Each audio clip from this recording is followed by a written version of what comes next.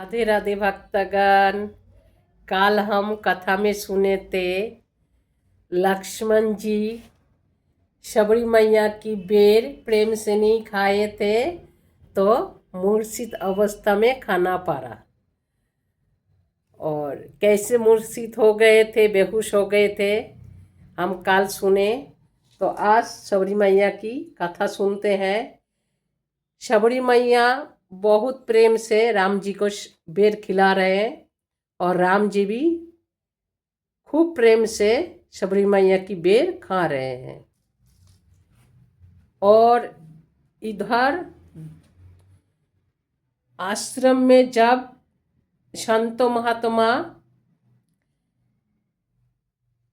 आशा लेकर बैठे हैं, राम जी हम पहले हमारे कुटिया में आएंगे क्योंकि हम बड़े तपस्वी हैं, हम बहुत भजन करते हैं, यज्ञ करते हैं, हम लोग घोर तपस्या करते हैं, हम लोग त्यागी हैं। इसलिए प्रभु राम जी पहले हमारे आश्रम में आएंगे हमें मिलने के लिए और हमें दर्शन देने के लिए। हम पहले प्रभु राम जी को दर्शन करेंगे। इसी आशा से सब संत महात्मा अपने आश्रम में बैठे रहे और प्रभु राम जी के इंतजार करने लगे। प्रभु राम जी कब हमारे आश्रम में आएंगे, हमारे कुटिया में आएंगे।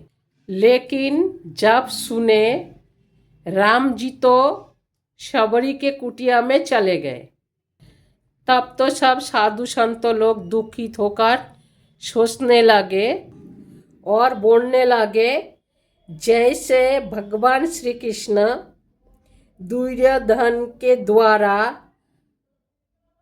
सजावट राजमार्ग को छोड़कर दूसरा गली प्रेम गली से विदुर जी के घर चले गए थे, वैसे श्री राम जी हमारे जैसे तपस्वी त्यागी भक्ति वाले संतों महात्माओं के आश्रम छोड़कर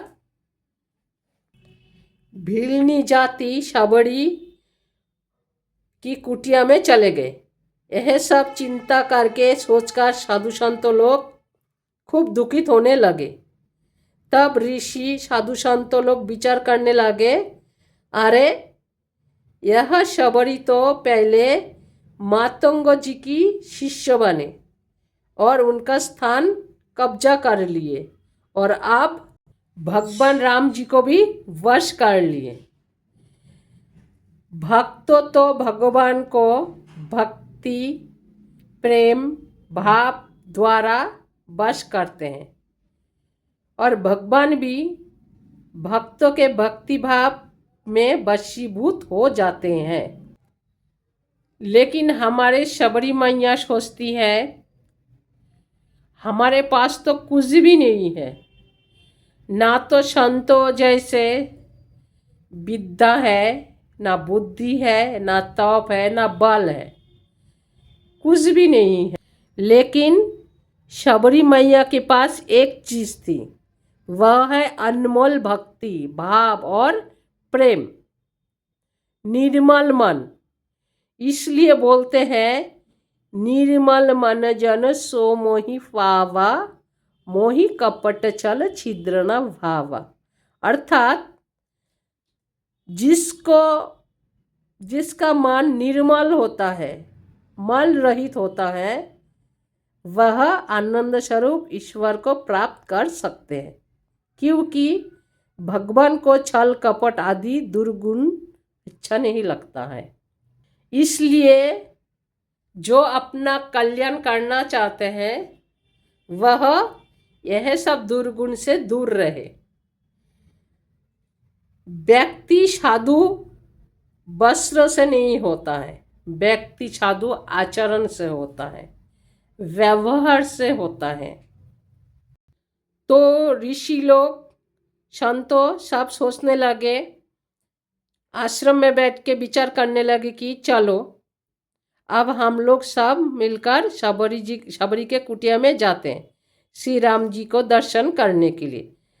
जब राम जी आए नहीं हैं हमारे पास, तो हमें तो जाना चाहिए राम जी के पास उनको दर्शन करने के लिए। तो चलो अब क्या करें, शबरी की कुटिया में ही जाते हैं दर्शन करने के लिए। यह सोचकर सब ऋषि लोग, संतों लोग शबरी जी के कुटिया में आए।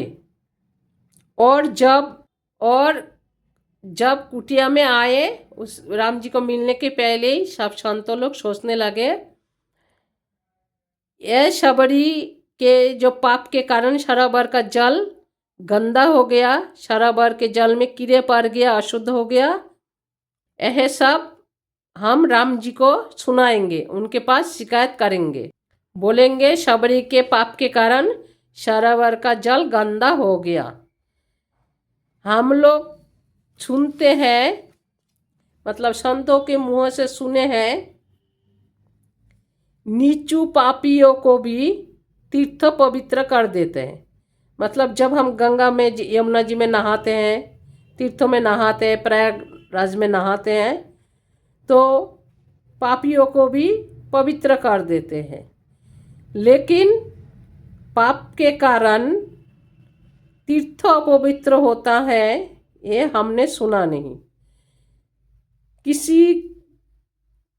किसी इंसान के पाप के कारण, जब कोई इंसान पापी हो, किसी को लगे ये पापी है, जब गंगा यमुना में नहाते हैं तो उनका पाप के कारण गंगा यमुना अपवित्र होता है।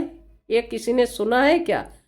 कोई नहीं सुना है ऐसी बात। लेकिन संतों को लग रहा है शबरी के कारण जल गंदा हो गया। उन लोगों को लग रहा है शबरी पापी है। तो शबरी जी कैसे पापी है? हम कथा में सुने हैं ना, शबरी जी बचपन से ही भक्ति करते थे और बचपन में ही घर से भागकर आ गए, संतों की सेवा करने के लिए सेवा कर रही थी। तो वह कैसे पापी है? और पूर्व जन्म में तो वह रानी थी, तो कैसे पापी है? लेकिन संतों के मन में सोच है, क्या कर सकते हैं। तो जब संतों लोग शबरी माँ के कुटिया में आए हैं प्रभु राम जी को दर्शन करने के लिए, तब प्रभु राम जी संतों को आते हुए देखकर उठकर खड़े हो गए और उनके पास जाके उन संतों को दंडवत प्रणाम किए।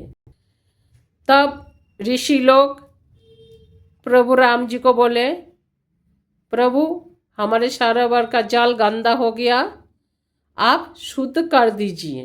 तब प्रभु राम जी बोले, देखिए मैं तो क्षत्रिय हूँ और वेश मात्र विरक्त हूँ, वह भी कुछ दिन के लिए, नया नया वैराग्य है।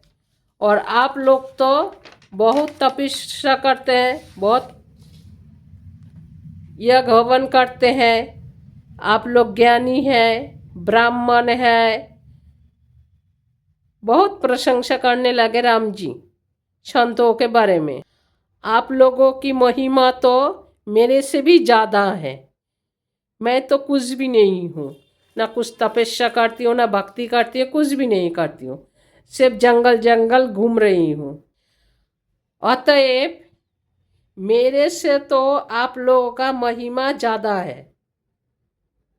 यह सरोवर का जल शुद्ध करना तो आप लोगों के द्वारा संभव है।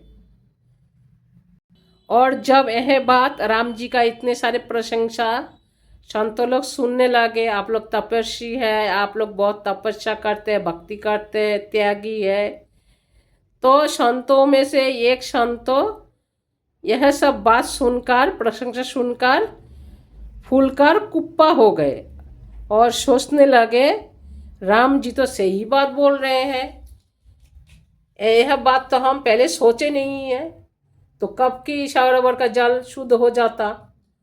तो ठीक है, आप परीक्षण करके देखते हैं। तब संतों, उनमें से एक संत गए सरोवर में और जाके छलांग मारे और खूब हाथ पैर सरोवर में हिलाने लगे, पटकने लगे हाथ पैर, ताकि सरोवर का जल शुद्ध हो जाए।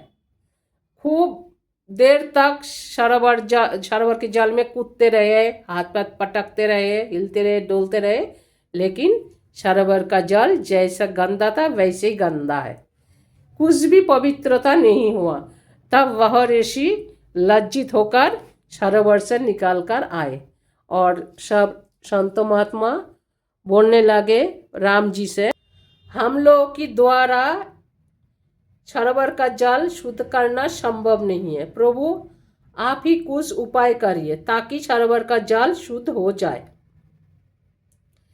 प्रभु से प्रार्थना करने लगे, प्रभु के सामने अपने आप कुछ करिए, बार बार बोलने लगे हम लोग स्नान कैसे करेंगे और बिना स्नान करके जब तब कैसे करेंगे, और पूजा पाठ हवन करने के लिए तो शुद्ध जल चाहिए, तो शुद्ध जल हम कहाँ से लाएंगे, सरोवर का जल तो गंदा है, इसलिए प्रभु आप ही कुछ उपाय करिए। बार बार प्रभु के सामने प्रार्थना करने लगे। भगवत अपराध प्रभु क्षमा नहीं करते हैं, लेकिन जब ऋषि लोग बार बार अत्यंत आग्रह करने लगे तब प्रभु राम जी सरोवर में गए और पीछे पीछे सब संतो महात्मा भी गए। आप तो राम जी हमारे सरोवर का जल शुद्ध कर देंगे, हम आराम से नहा भी सकते हैं और पूजा पाठ भी कर सकते हैं, हमारा तो आप दुख जो है इतना दिन दुखित है हम लोग, बहुत दुख जाने वाले हैं। खूब आनंद के मारे राम जी के पीछे पीछे गए और राम जी जाकर सरोवर के जल में अपना पैर का मतलब चरण थोड़ा सा स्पर्श किए, और जब प्रभु राम जी सरोवर के जल में अपना चरण स्पर्श किए तब तो भक्तगण सरोवर का जल शुद्ध होने से बजाय से, पवित्र होने से बजाय से और ज़्यादा गंदा हो गया, और जो कीड़ा था वो कीड़ा एकदम और ज़्यादा मोटे मोटे हो गए। तो भक्तगण भगवान राम जी जब सरोवर के जल में स्पर्श किया अपने चरण, तो सरोवर का जल क्यों गंदा हो गया, इसका 2 कारण है और वह कारण हम काल सुनेंगे। तो आज बोलिए सीताराम राधे श्याम, सीताराम राधे श्याम, राधे राधे राधे राधे। जय हो आप लोगों की। जो लोग आप कथा सुनते हैं उन लोगों की भक्ति बारे हम अपने भगवान के पास प्रार्थना करते हैं, भक्ति में रहे और आनंद में रहे। राधे राधे।